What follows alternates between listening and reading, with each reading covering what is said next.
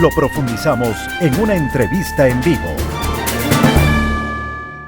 Las 7:33. Damos la bienvenida al economista Alberto Acosta Burneo, director de la revista Análisis Semanal. Las cifras a las que hemos hecho referencia, economista Acosta, recibieron varios comentarios el día de ayer por parte de analistas que no se explican este salto. Incluso se ha llegado a especular sobre que el gobierno habría negociado el Banco del Pacífico. ¿Qué es lo que le dicen a usted estas cifras, estas estadísticas sobre inversión presentadas por el Banco Central? Muy buenos días, siempre es un gusto estar con ustedes.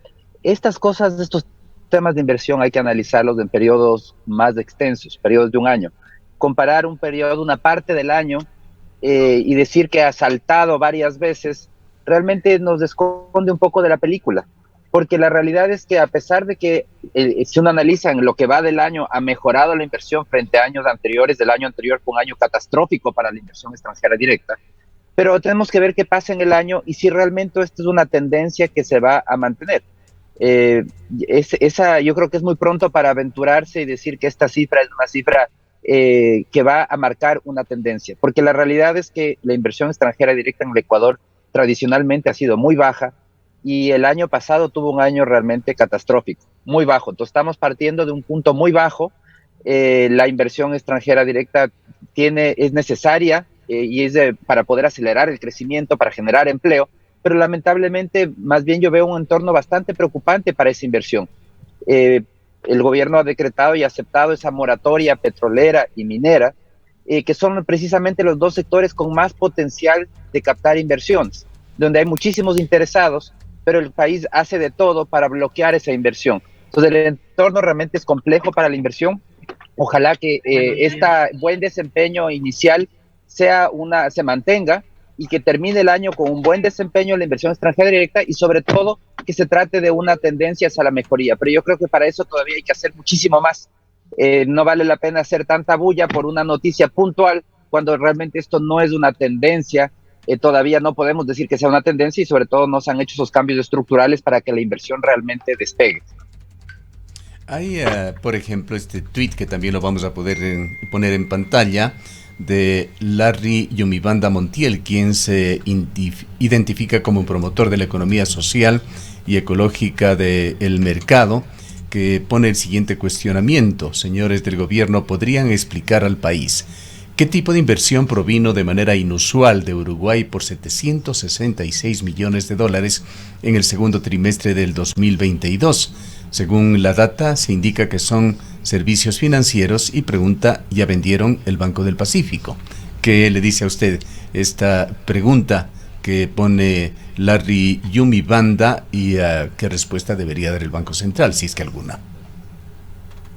Bueno, hay que determinar de qué sector específicamente es, eso es algo que habría que revisar. Ojalá que sea de la venta del Banco del Pacífico, no creería, pero si es que se logró la venta del Banco del Pacífico sería una excelente noticia para el país. Pero imagino que si eso se hubiese logrado, también ya se lo hubiese hecho público, porque ya estarían los nuevos accionistas posesionados y administrando o recibiendo la administración del banco. En todo caso, eso debe concretarse hasta finales de año y esperemos que así sea, para que agregue más competencia al sistema bancario, para que venga más capitales, para seguir abriendo nuestro sistema financiero y acabar con ese mercado cautivo que es lo que tenemos en la actualidad. Lo importante es que ojalá que el entorno ecuatoriano siga siendo atractivo y que el día de mañana no solamente vengan capitales para comprar Banco del Pacífico, sino que vengan para invertir en infinidad de otras actividades más allá del petróleo y la minería, que son los sectores tradicionalmente más atractivos para la inversión extranjera, pero que el Ecuador tiene potencial en muchas otras áreas. Lo lamentable es que el entorno para la inversión no es atractivo. El Ecuador tradicionalmente tiene un entorno con una inseguridad jurídica, cambio permanente de reglas, una justicia que no es independiente, y eso se suma a un problema constitucional, que se prohibió los arbitrajes internacionales y se quiere obligar a los inversionistas extranjeros a confiar en una justicia doméstica en la que ni siquiera los ecuatorianos confiamos. Entonces, hay temas de fondo que tienen que ser corregidos todavía para que vengan más capitales, y ojalá que realmente podamos acercarnos algún día a los niveles de inversión que tienen países como Colombia o Perú o Brasil, países los niveles de inversión extranjera me refiero, en donde realmente en esas economías los capitales se sienten atraídos y eso impulsa su crecimiento. En el Ecuador, lamentablemente y de manera histórica, el Ecuador ha sido incapaz de atraer inversiones, más bien ha hecho todo lo posible para ahuyentarlas, y el resultado es una economía de crecimientos mucho más lentos y con menores generaciones de bienestar y de empleo.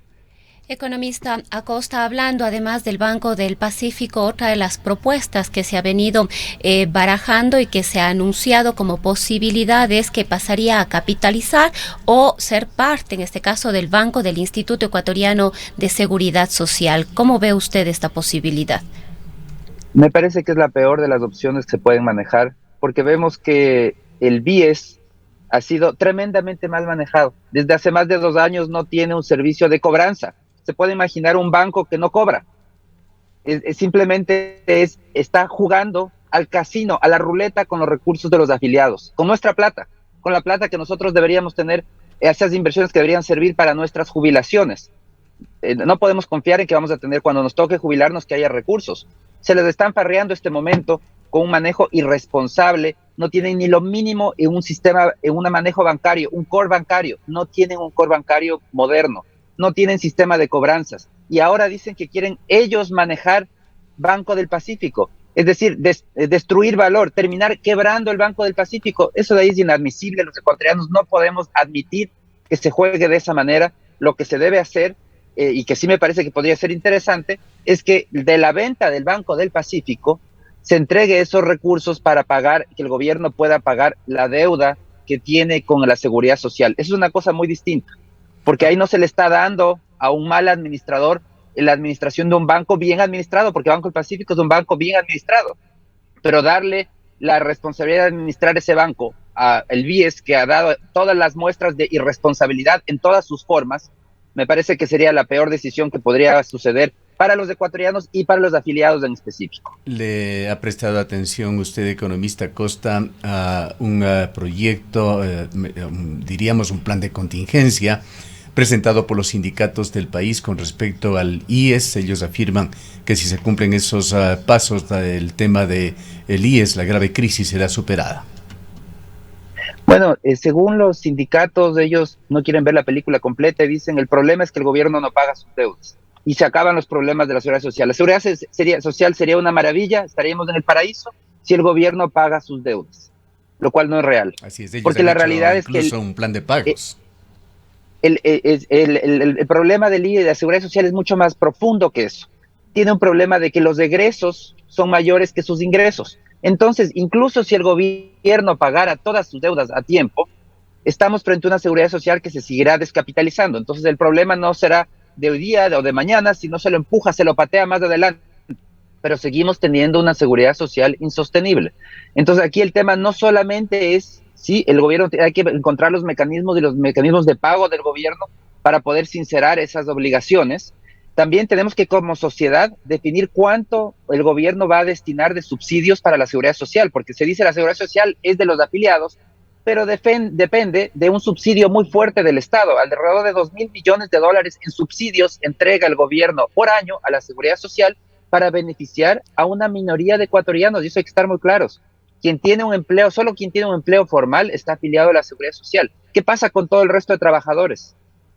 Que son la gran mayoría. Al día de hoy, 7 de cada 10 trabajadores no están afiliados a la seguridad social, y no reciben ese subsidio estatal. Entonces, la cobertura estatal tiene que analizarse y deberíamos pensar y analizar, ir hacia un esquema de cobertura universal para todos los trabajadores ecuatorianos, no solo para esas minorías que están en el IES, y trabajar en un mecanismo, limitar el tema del financiamiento, porque lamentablemente el IES cada vez demanda de más recursos del Estado, cuando el Estado, y eso significa menos recursos del Estado para el resto de sectores de la población, para las grandes mayorías que quedan desprotegidas, mientras que el IES cada vez va a demandar más recursos, implica también menos recursos eventualmente para salud, menos recursos para educación, menos recursos para el resto de actividades que también son prioritarias. Entonces el tema de la seguridad social hay que analizarlo de una manera profunda, hay que sincerar las cuentas, establecer cuánto subsidiará el Estado a la seguridad social y pensar ya en un mecanismo más bien de distribuir el beneficio a las grandes mayorías de ecuatorianos y no que se quede concentrado en un grupo minoritario que son los afiliados a la seguridad social. Otro de los datos que se han dado en forma suelta es sobre la posibilidad de que el Banco del Pacífico pase a ser uno de los activos del Instituto Ecuatoriano de Seguridad Social. ¿Ha escuchado usted sobre esto? ¿Hay algo de concreto? Y bueno, su opinión ya nos permitimos suponerla. Bueno, como estos temas se están discutiendo, incluso en la Asamblea se está discutiendo una ley para tratar de transferir el banco al BIES o a la Seguridad Social. Al final del día, yo creo que cualquiera de esas decisiones sería equivocada. La venta del Banco del Pacífico a un actor privado e internacional trae beneficios por todos lados. Primero, si es que logramos, por ejemplo, que el producto de esa venta, ese dinero sirva para que el gobierno pague las obligaciones o la deuda, parte de la deuda que tiene con la Seguridad Social, hay un tema positivo. Segundo, hay un tema positivo para todos los clientes bancarios y de las cooperativas, no solamente los clientes de Banco del Pacífico, sino en general. Y es que agrega más competencia al sistema financiero. Lamentablemente, el Ecuador tiene una ley financiera, un código monetario que se creó en 2014, que es absolutamente proteccionista, que cerró el mercado a la competencia, que no venga la banca internacional. Y no solo contentos con eso, las reformas que se han hecho legales bloquean el acceso de nuevos inversionistas en la banca.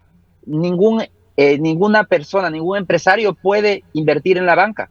La banca es solo de los banqueros, de sus hijos, de sus nietos y sus bisnietos, nadie más. Así lo dice la ley, porque es prohibido que cualquier empresario que tenga otra actividad invierta en actividades financieras. Entonces tenemos un mercado tremendamente cerrado, cautivo, bloqueado para un grupo pequeño de personas que pueden ser dueños de banca de generación per secula seculorum y nadie más. Entonces la única alternativa que queda en una ley de este tipo, una ley absurda como la que tenemos en el Ecuador, con estas restricciones que no permiten que inversionistas de otras áreas inviertan también en banca, la única alternativa es la inversión internacional, que vengan banqueros internacionales a invertir en el país y a meter competencia, a hacerle calor al sistema financiero para que seguir impulsando la innovación y la mejora de los servicios a los ciudadanos y también, por supuesto, seguir trayendo capitales para lograr abaratar el crédito. Economista Acosta, avanzando en otro tema, ¿cuál es el análisis que tiene usted sobre el acuerdo para renegociar la deuda con la China? Le hemos escuchado al presidente de la República, él ha dicho que esto le permitiría al país un ahorro de $1.000 millones entre este 2022 y el año 2025. Es un acuerdo muy importante porque lamentablemente el endeudamiento del país en el pasado fue muy desordenado. Entonces se nos acumularon los pagos. Claro, endeudarse es fácil, es alegre, es sencillo, pero eventualmente hay que pagar todas las deudas. Y llegó el momento en el que hay que pagar la fiesta, toda esa farra teníamos que pagarlo, y esos pagos se agolparon de manera desordenada. Sucedió con la deuda comercial, en los bonos internacionales se renegociaron en 2020, pero no se había logrado renegociar la deuda con China. Ahora finalmente se ha logrado renegociar esa deuda.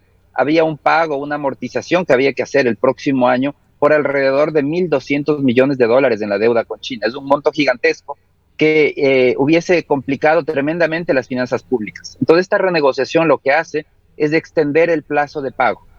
Los pagos se tendrán que hacer de una parte de esa deuda hasta 2027 y otra parte hasta 2032.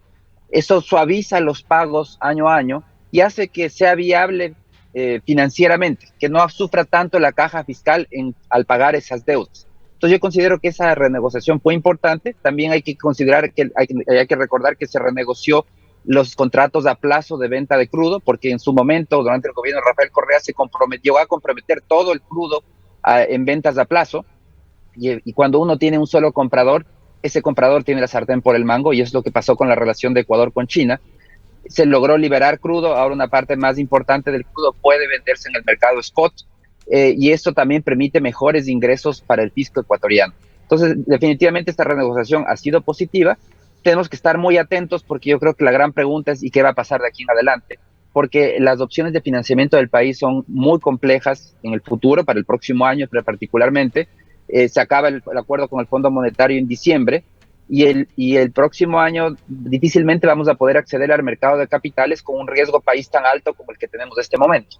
Entonces es probable que el gobierno intente volver a buscar financiamiento chino y ahí tenemos que estar muy atentos para no repetir errores del pasado de aceptar un financiamiento en condiciones demasiado onerosas que no le es conveniente al país. En un breve discurso que dio el presidente de la República el jueves pasado en un evento aquí en la ciudad de Cuenca, señaló literalmente que el gobierno ha logrado acumular 9.000 millones de dólares de reserva monetaria, así dijo el presidente. Y también señaló de que hay 130.000 millones de dólares que se están registrando de ventas en Ecuador. Su comentario sobre estas dos aseveraciones del presidente. Bueno, yo creo que hay que hacer una puntualización. No es correcto que el gobierno ha logrado acumular, porque no es dinero del gobierno. Las reservas internacionales es dinero de los depositantes, de las cooperativas, de los bancos. No es dinero del gobierno, así que no lo acumuló el gobierno. Tampoco es reserva monetaria. Y que es el dinero de la reserva monetaria. Y esa parte corresponde, la reserva monetaria corresponde a los depositantes, de las cooperativas, de los bancos, a la seguridad social, y una parte corresponde al gobierno central y a los gobiernos seccionales. Pero el grueso corresponde a la banca y a las cooperativas. Ahí estamos hablando que son más de 6.000 millones de dólares que son de los depositantes. Entonces, cuando los políticos hablan y dicen esos 9.000 millones de la Reserva Internacional, gastes, lo que están pidiendo es gástese los 6.000 millones de dólares de los depositantes. Y eso hay que tener mucho cuidado de que se entienda claramente que al final del día ese dinero no es del gobierno, es de los depositantes. El grueso de la Reserva Internacional es de los depositantes, y lo que permite es respaldar la salud del sistema financiero, para que el día de mañana, frente a una situación, ojalá que no suceda, pero siempre puede suceder, una situación de iliquidez, las instituciones financieras, las cooperativas y los bancos puedan devolver esos recursos a sus legítimos propietarios, los depositantes. Si es que se mal interpreta este concepto, como los políticos tienden a hacer, y dicen, no, esa plata es del gobierno, gástese. Si la que esté guardada, mejor que se invierta en la población. El problema es que se pone en riesgo el sistema financiero, y eso es algo que no se puede, bueno, afortunadamente está prohibido por la ley de defensa de la dolarización aprobada en 2021, prohibió que el gobierno se pueda gastar la plata que no le corresponde, la plata de los depositantes. Y eso hay que estar muy atentos, porque puede haber la tentación de cambiar esa ley para volver a gastar ese dinero, como se hizo en el pasado, elevando el riesgo de una crisis financiera. Y eso es algo que no debemos permitir que vuelva a suceder. Y sobre las ventas acumuladas de 130.000, 140.000 millones de dólares, ¿qué significa eso? Aparentemente el gobierno lo que intenta es vender la idea de que hay mayor liquidez, de que hay incremento del consumo, una economía revitalizada, que existiría una especie de sinergia que está mejorando la economía ecuatoriana. Bueno, la economía está creciendo, eso es real. Las ventas al día de hoy, acumuladas de este año hasta la fecha, ya superan los niveles de pre-COVID, es decir, ya superaron los niveles de 2019, lo cual es una muy buena noticia. Pero eso no significa que no haya algunos desafíos importantes, porque si bien las ventas ya han superado los niveles pre-COVID, el empleo está en unos indicadores realmente deplorables.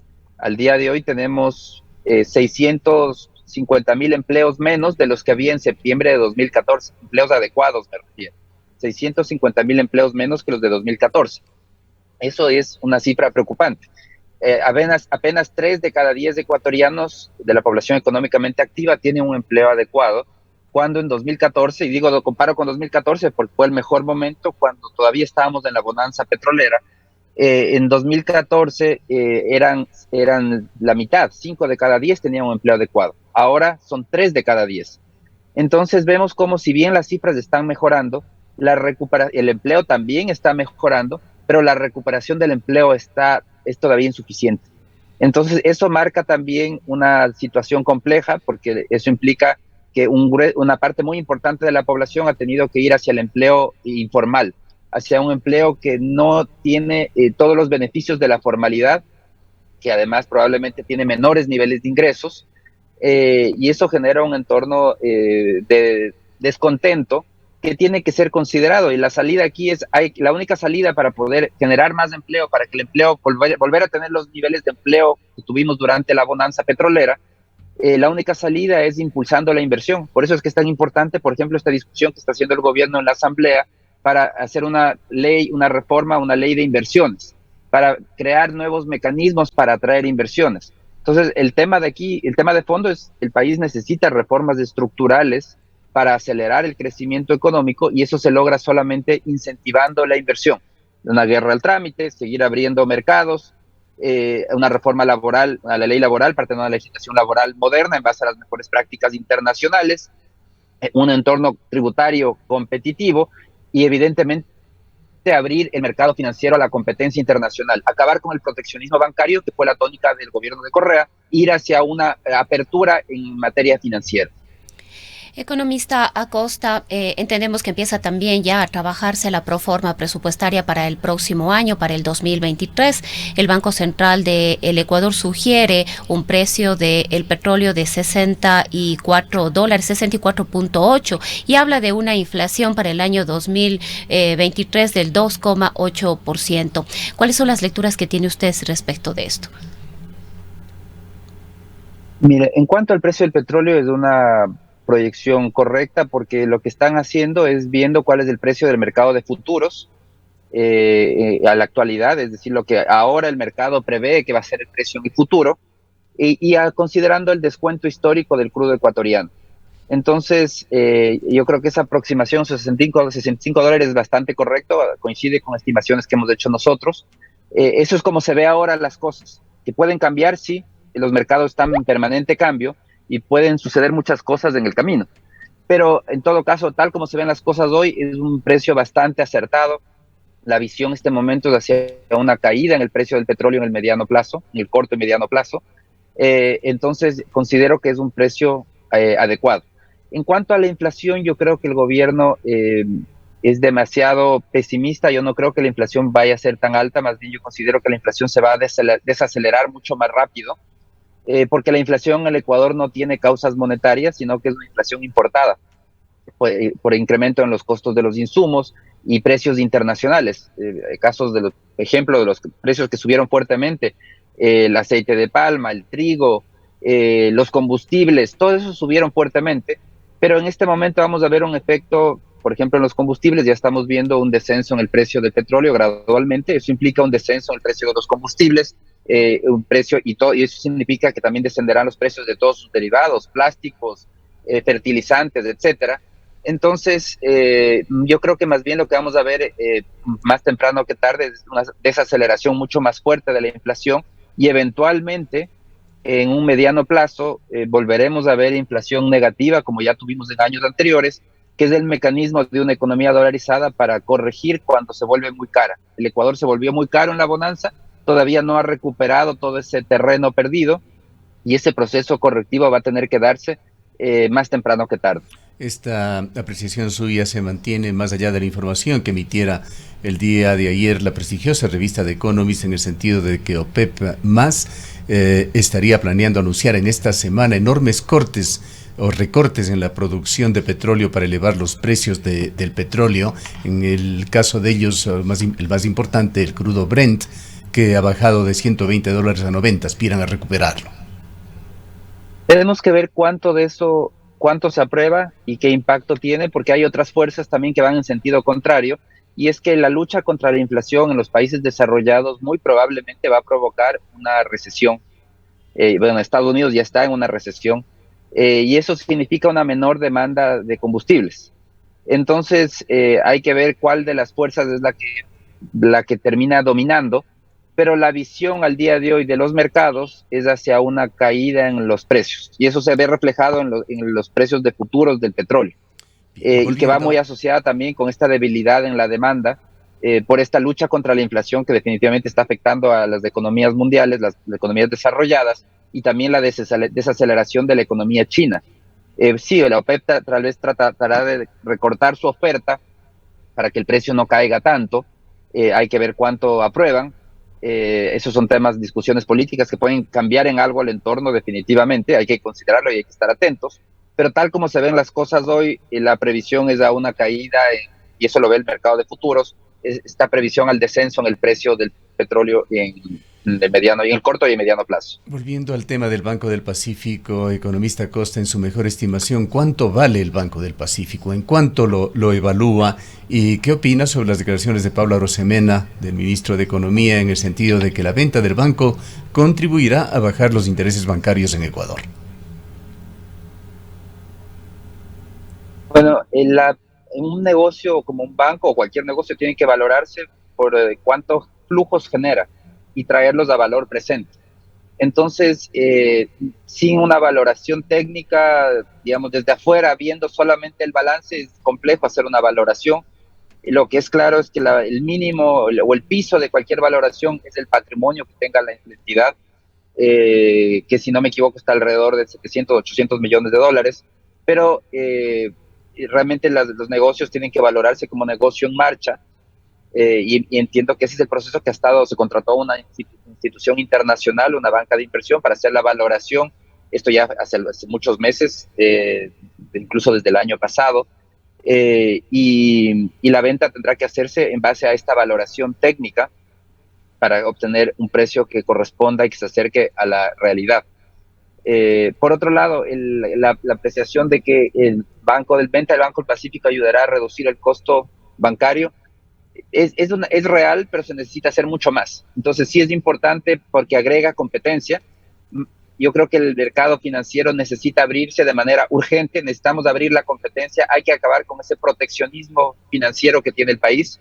Tenemos que abrirnos a la banca internacional, que venga no solamente un inversionista a comprar Banco del Pacífico, sino que vengan cantidad, que vengan 10, 20, 30 inversionistas banqueros internacionales a invertir en el país. Para eso hay que tomar medidas adicionales, como son abrir el flujo de capitales. Es irracional que un país dolarizado, que además los dólares no están en el país, sino que están fuera, haya creado una barrera para los flujos de capitales. Tenemos que liberar los flujos de capitales. Esto significa eliminar el impuesto a la salida de divisas, que es un bloqueo para que ingresen dólares, y de esa manera, con más inversión financiera, con reglas, con una legislación en base a las mejores prácticas. Tenemos que adoptar las normas de Basilea III, que el Ecuador no tiene ni siquiera de Basilea I. La legislación bancaria ecuatoriana es realmente arcaica. Necesitamos ir hacia Basilea III, que es el mejor estándar de regulación bancaria. Necesitamos abrir el flujo de capitales y necesitamos invitar a la competencia internacional que ingresen e inviertan en el Ecuador. El resultado, sí, entonces, de estas tres medidas va a ser tener una mayor oferta de crédito, tasas más bajas, y un mercado mucho más competitivo, que claro, eso termina beneficiando a los usuarios. Economista Costa, por otra parte, en la Asamblea Nacional se continúa tratando de lograr acercamientos para, en forma conjunta, trabajar proyectos que eventualmente sean aprobados en la Asamblea.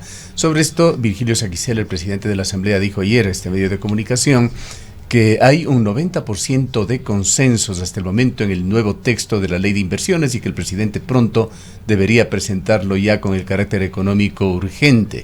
Sin embargo, nos dijo también que no se han tocado temas colaterales como la reforma laboral, la flexibilización laboral, y hay comentarios de UNES que, por ejemplo, no se encuentra de acuerdo con el tema de las zonas francas. Pachacutic tiene otras observaciones sobre convivencia de los sistemas sede y zona franca.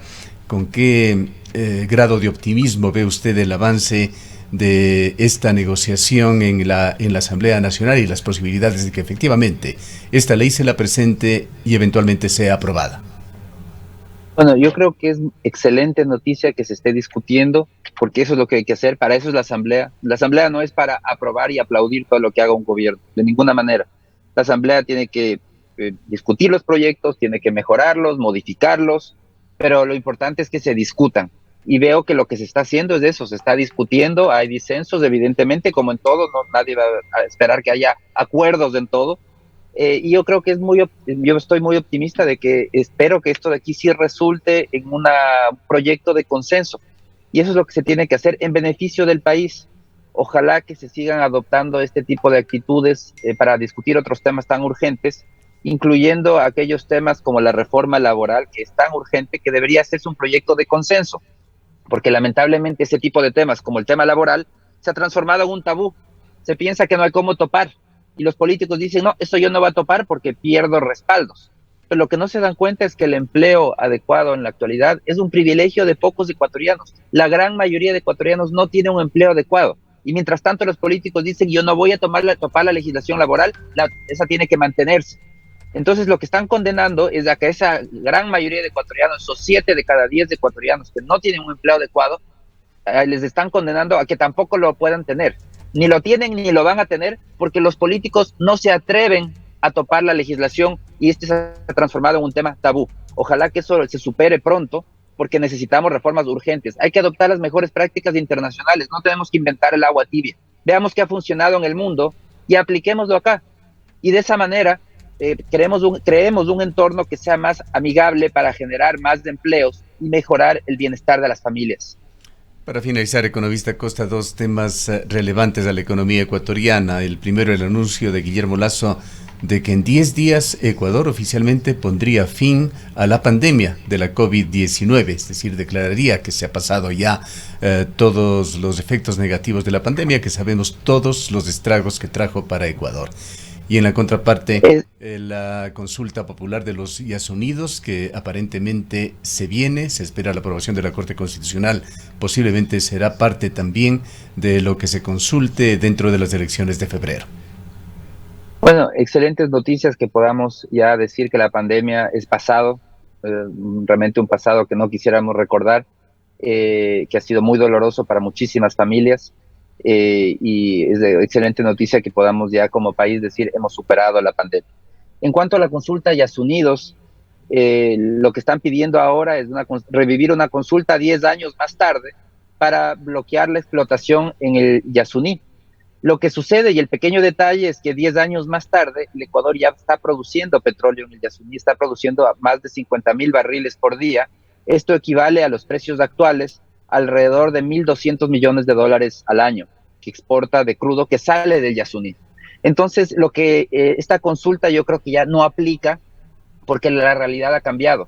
No se trata, ahora ya no podemos consultar si quiere que no haya petróleo. Ya hay extracción de petróleo en el Yasuní. Y es tarde para venir a preguntar 10 años más tarde si es que quiere o no que haya extracción de petróleo. Y si es que quieren modificar la pregunta, tienen que modificarla en el sentido de decir, usted quiere que no haya extracción de petróleo que genera $1,200 millones, entonces, ¿qué gasto público vamos a cortar equivalente a $1,200 millones? ¿De dónde, cómo vamos a compensar? Porque al día de hoy, hacer esa consulta va a tener una afectación importante en los ingresos fiscales. Entonces va a tener que afectarse también los egresos, los gastos, por una magnitud equivalente. Y eso hay que estar muy claros. Aquí no se trata de simplemente decir, quiere que no haya esa explotación, porque hay una afectación muy importante que va a haber por el lado fiscal y habrá que reducir gastos en $1,200 millones y que tendrá que determinarse en qué áreas, en salud, en educación, en seguridad, en qué quiere que se reduzca esos $1,200 millones que va a dejar de recibir el país si es que llega a aprobarse esta consulta. Bien. Muchas gracias, economista Costa. Realmente el tiempo no nos da. De otra manera, quisiéramos preguntarle también sobre la incertidumbre en el país cuando continúa la violencia, los hechos que son de conocimiento público que se dieron en la Tacunga. Quizá, si unos 10 o 15 segundos nos comenta sobre esto y con esto cerramos. Creo que el tema de la violencia es uno de los graves problemas del Ecuador y ojalá que la gente experta en el tema y el gobierno sepa rodearse de expertos y sepa tomar esas estrategias necesarias.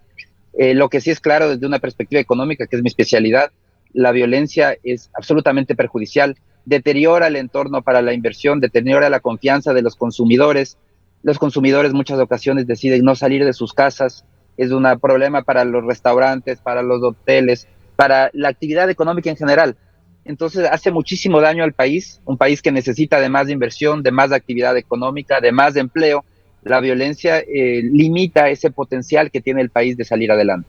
Bien, muchísimas gracias por habernos acompañado. Sus importantes criterios. Han escuchado al economista Alberto Acosta Burneo, editor de la prestigiosa revista Análisis Semanal. Son las 8:07.